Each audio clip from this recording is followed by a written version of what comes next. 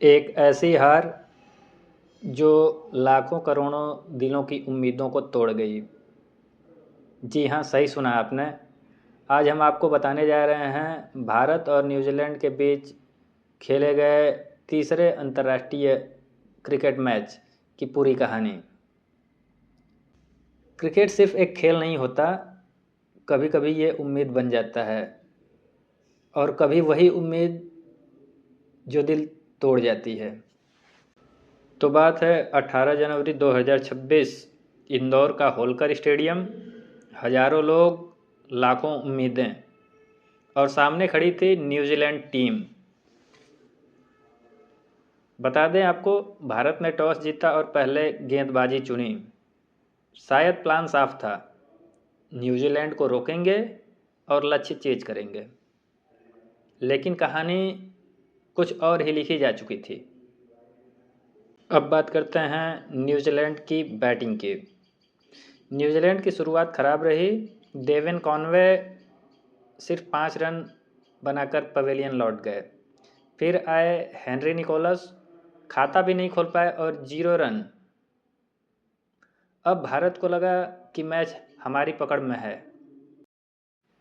लेकिन असली कहानी तो अब शुरू हुई, जब डेरी मिचेल और ग्लेन फिलिप्स ने इंडिया के गेंदबाजों की दमदार कुटाई की और दोनों ने मिलकर 219 रन की साझेदारी कर दी, जिसमें ग्लेन फिलिप्स ने 88 गेंदों में 106 रन और डेरी मिचेल ने 131 गेंदों पर 137 रन की साझेदारी की।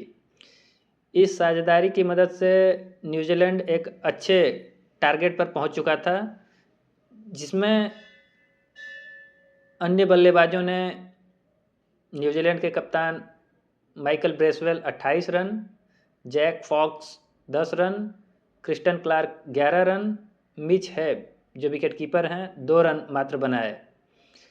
इन सब की मदद से न्यूजीलैंड का स्कोर एक दमदार स्कोर तक पहुंच चुका था, जिसमें डेरी मिचेल ने 131 गेंदों में 137 रन बनाया। ये सिर्फ शतक नहीं था, ये चेतावनी थी। अब पारी की शुरुआत करने आए भारतीय कप्तान शुभमन गिल और रोहित शर्मा। ये भी कुछ खास नहीं कर सके, जिसमें कीवी गेंदबाज क्रिस्टन क्लार्क ने चौथे ओवर की आखिरी गेंद पर रोहित शर्मा को मात्र 11 रन पर कैच आउट करा दिया।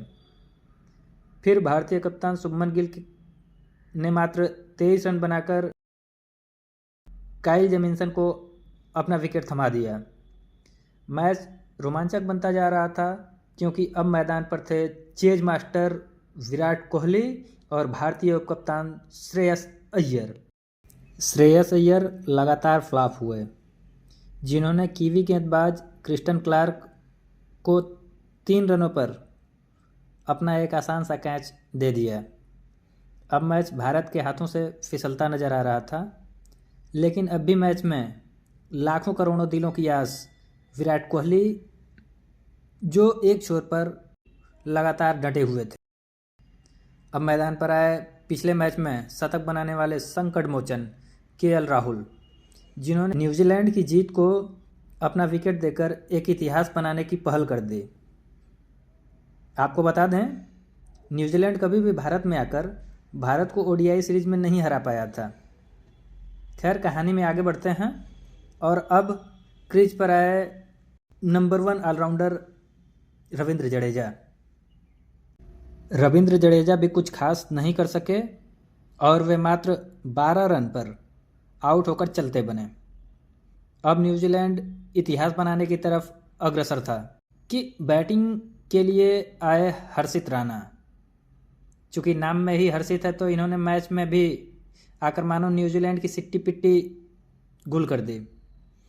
एक तेज गेंदबाज होने के बावजूद भी इन्होंने कीवी गेंदबाजों के छक्के छुड़ा दिए और इन्होंने अंतर्राष्ट्रीय मैच में अपना पहला अर्धशतक जड़ दिया।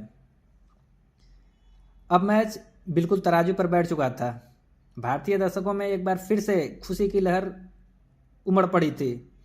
शोर लगातार बढ़ता जा रहा था कि कीवी गेंदबाज जैक फॉक्स ने अपने ओवर की चौथी गेंद पर हर्षित राणा को हेनरी निकोलस के हाथों कैच आउट करा दिया।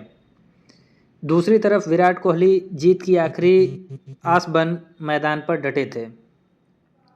अब निचला क्रम से उम्मीद थी और एक चमत्कार की आस लगाए हजारों दर्शक मैच में चुप्पी साधे हुए थे। बैटिंग के लिए सिराज आए और पहली गेंद पर ही वे भी चलते बने। विराट कोहली दूसरे छोर पर अकेले कर भी क्या सकते थे। अब उन्होंने आखिरी योद्धा बन मैच को अपने कंधों पर उठाया और कीवी गेंदबाज क्रिस्टन क्लार्क के 46वें ओवर में पहली और दूसरी गेंद पर लगातार 2 चौके जड़ दिए।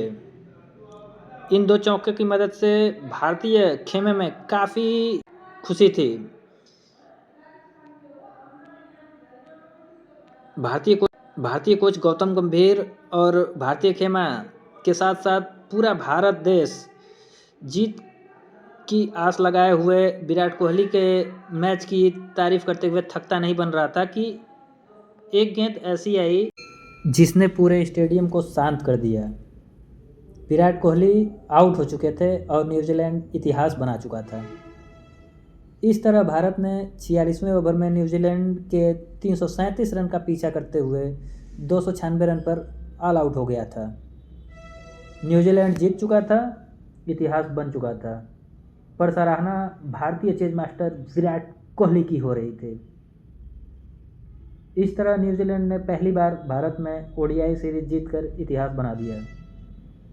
अंत में बस यही कहना चाहूँगा, कोहली लड़े, हर्षित लड़े, भारत लड़ा, लेकिन आज जीत किस्मत में नहीं थी। क्रिकेट कभी कभी हमें सिखाता है कि हार भी अगर सम्मान के साथ मिले तो स्वीकार करना पड़ता है। अगर आपको भी लगा कि कोहली ये मैच जिता सकते थे तो कमेंट में लिखिए। वीडियो देखने के लिए धन्यवाद।